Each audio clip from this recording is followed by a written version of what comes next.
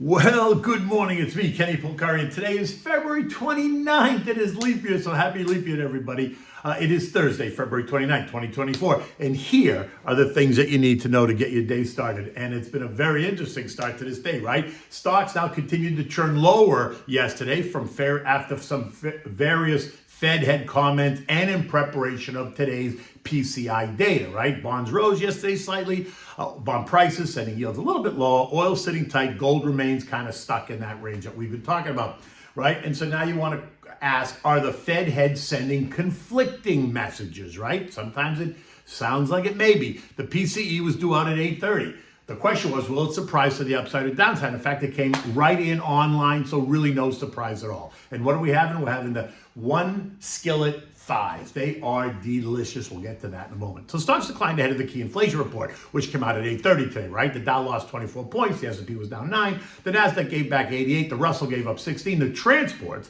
lost 90 points, and the equal-weighted S&P actually added 1 point. So it wasn't really anything to write home about, right? Some describing it really as a boring day. All while the market awaited today's PCE data, which is expected and was expected to show an increase in inflation, which it did, but it was not worse than the expectation. So that's key. And then the Fed heads are apparently challenging each other in the global public square with their commentary. Boston Susie Collins suggesting that rates will move lower later this year, leaving it undefined. New York's Johnny Williams saying that the Fed still has a ways to go, but also suggested that the Fed will likely cut rates later this year. Again, undefined.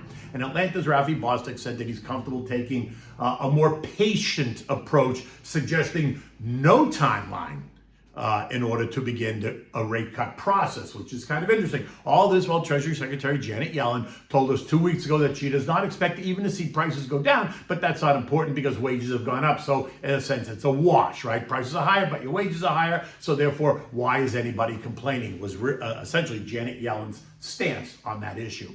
Recall that on Monday, Kansas City Fed President Jeffrey Schmidt told us that he's not in any rush to cut rates, urging patience as the fight continues. While on Tuesday, Fed Governor Michelle Bowman reiterated that call, saying it's too soon to begin to cut rates, right? Neither one of them, though, tagging a line or timeline to when they think it might be appropriate. So there you go, more confusion, maybe a little bit of chaos, some uncertainty, and the uncertainty is what tends to send stocks lower, right? In this case, the saving grace here is that markets have not completely collapsed, right? The news isn't so uncertain that the market doesn't know where to go, so it collapses, right? In fact, as I pointed out, there's been more of this reallocation of money and of assets and a broadening of the market breadth, with money coming out of tech, which we've been talking about, and moving into names like American Express, Home Depot, Wells Fargo, GE, Union Pacific, Salesforce, Sherwin-Williams, Intercontinental Exchange, Simon Property Group, Coinbase, and Cummins Engines, right? They're all trading at 52-week highs. And I don't see any of the Magnificent Seven names in that list. But what I do see is a range of industries represented and how advanced tech is assisting those companies, those industries do better. And that should be the story going forward. AI and the advances in tech are going to create a more robust economy. And in fact, yesterday there was an analyst on Mornings with Maria on Fox Business that suggested that AI and 3D printers are going to be able to print replacement parts for human beings, right? For all of us, allowing us to live to 150 years old. Well, look, that's interesting. I'm just curious if you're going to get to design the size of those replacement parts. Now, come on, I'm talking about a heart, right? A big heart versus a little heart. Now, not sure about you. I don't want to live to be 150. I mean, when are we going to retire? At 130? And what about Social Security, right? That's already out of money. So how's that going to support it? Listen, I'm happy to check out at 85-ish, okay? We're just going to keep having kids. Is that what's going to happen? They're going to have to do a lot more than just print replacement parts if that's what they really think is going to happen. I mean, there's so much in that commentary for us to talk about. Anyway, besides all that, Bitcoin pierced $62,000 yesterday. Ethereum up over 3,200. Bonds gained in price, setting yields just slightly lower. Oil held steady, like I said, at 78.50. All while gold remained stuck between support at 2035 and resistance at 2052. On the economic front, mortgage apps declined again, down 5.6% as mortgage rates remained above 7%. Fourth quarter GDP got revised to 3.2%, which is down from 3.3%, and retail inventories were up 0.5% month over month, slightly higher than the expectation. But the key data point is that we're waiting for, which we waited for, which I think might just be a big non-event, in today's PCE deflator, right? The Fed's favorite inflation gauge. And it is expected to show an increase in inflation. And it did. And we know that. So the real question is it going to increase more than the already elevated estimate? Because if it does, then that's going to put the final nail in the coffin on rate cuts anytime this year. But what happens if it surprises to the downside and declines, which it did not? So wipe that issue off the table. The algo, if that did happen, the algos would have gone apoplectic. I mean, it would have been crazy, right? And they would also have some explaining to do. Why? Because every other inflation data point points to rising prices. So if they're using the same data, it has to kind of result in a similar result, right? Maybe not exactly the same, but similar. In any event, it was only hours away, but now it's out. It's really a non-event, and the market's kind of just churning, right? And like I've been saying, this data point is going to frame the next set of commentaries that we're going to get today, right? Chicago's Austin Goolsbee is set to kick it off, and we already know how he feels. He thinks we're in this golden path to killing inflation, and he leans towards cutting rates sooner rather than later. But then we're going to get Raphael Bostic. Again, we know how he feels, right? He's more cautious. And Cleveland's Loretta Mester. She's the wild card. Which side of the fence is she going to be on? The hold side or the cut side? Now, she tends to be more conservative, and that suggests that she's going to, my mind, she's going to stick on the hold to patient camp. So let's see if she changes her tune today, right? Because that will be interesting. Now, well, the market's now open, and we have the Dow, it's up slightly. The S&P's up, the Nasdaq is up. The S&P was off a little bit. The Russell was essentially flat, right? And so, there's no big reaction in the market at the moment, nor do I think there's going to be unless we get that conflicting commentary out of the Fed heads. European stocks were mixed this morning. Germany was up 0.5%, Italy's up 0.4, the UK's up 0.2, France is unchanged, and Spain continues to kind of get hit. It's only down slightly, but every day it's a little bit weaker and weaker and weaker. Now, the S&P closed at 5,069 last night. It was down 9 points.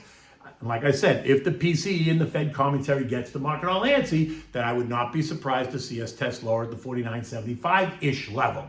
And if it's higher than expected, then we could test even lower, right? Maybe down to the 49.20 range. Remember, trendline support is at 48.70 or 4% lower from here. Not that I think we're going there. And after today's report, I don't think we're going there today anyway.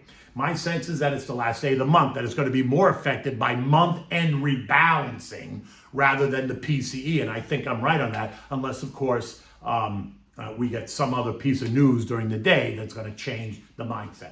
Anyway, news that Oprah's leaving the board of Weight Watchers is sending that stock down 22%, trading at $2.90 in the pre-market, or now in the market. This after she revealed that the GLP drugs are really helping her maintain her girl's figure, not necessarily Weight Watchers. I'm going to ask, is she about ready to join the board of Lilly or Novo Nordisk? And C3.ai, symbol AI, is a name that I've spoken about before. It's surging by 16% this morning after the company told us that customers are responding positively to the new AI-based apps. Revenue's up 18%.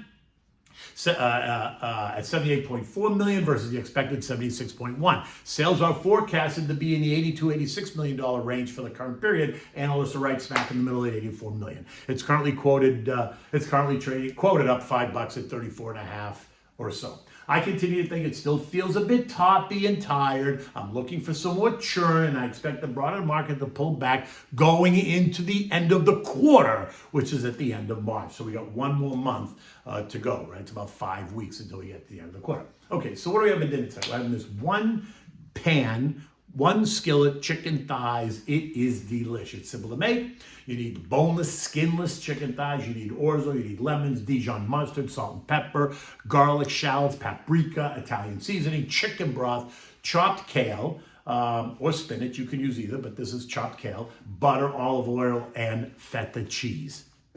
You're going to season the chicken with all the spices, the salt and pepper, the paprika, the chopped garlic, the Italian seasoning. Add a tablespoon of Dijon mustard. Mix it well to coat all the chicken parts nice and well all over. Now, in a large saute pan, it's going to accommodate it all. You're going to melt a half a stick of butter and then add some olive oil to that, right? Sear the chicken on both sides.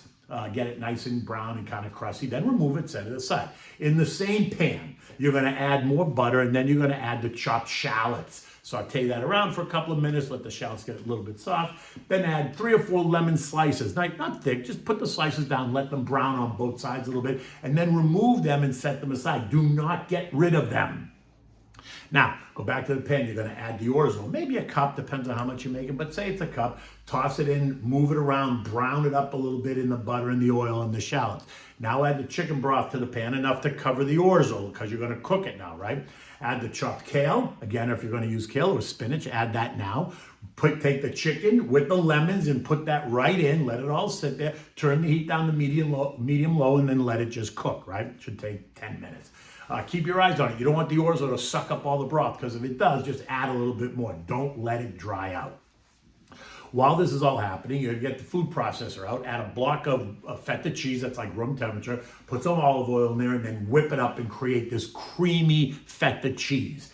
Now, when you're done, you're going to serve the chicken with the orzo and the kale. You're going to put the all on the plate. You're going to take the creamy feta cheese and you're going to have that either on the side. You're going to put some right on top of the chicken. You're going to put it, use it as a dipping sauce, however you want. But it's really that feta, that creamy feta, really adds punch to this dish. It's delicious, simple to make. Soon will become one of your family favorites. The whole thing, start to finish, maybe takes you 30 or 35 minutes. Shouldn't take any longer than that. And the best thing is you don't need anything else beside this dish, because you kind of got everything in there, right? You got your kale, you got your chicken, you got the lemons, you got the orzo. So this one is a one-pot wonder. And you can have it with whatever you want. A white wine, a light red wine. Either way, good for you.